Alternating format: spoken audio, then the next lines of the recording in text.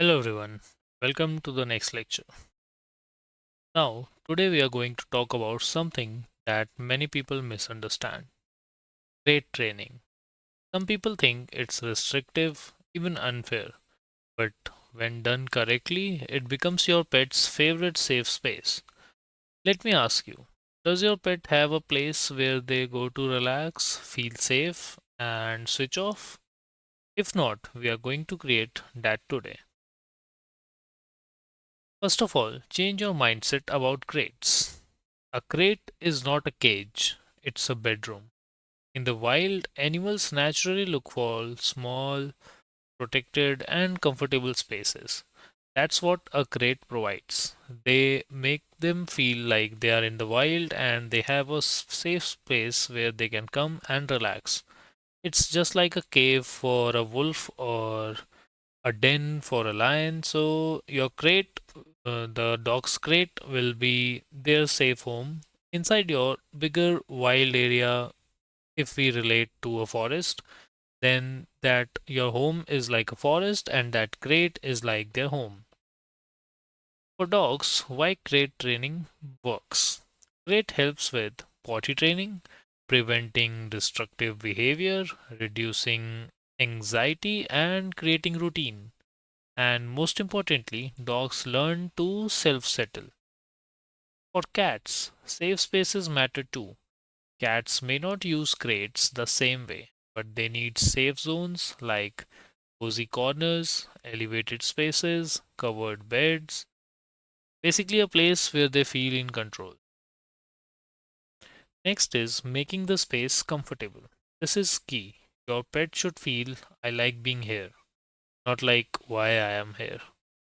Should be a safe space, not a trouble, or it should not be dirty also. Like they should feel like coming to that place.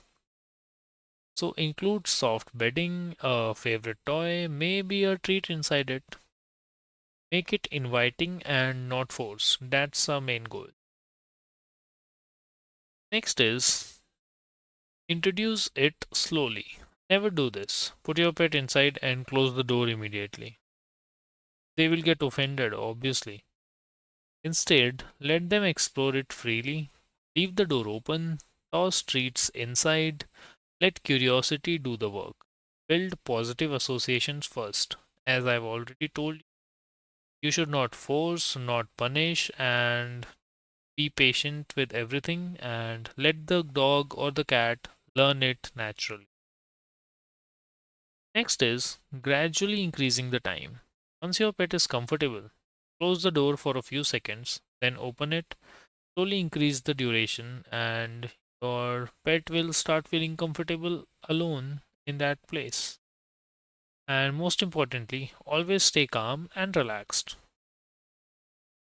Next is never use it as a punishment. This is very important.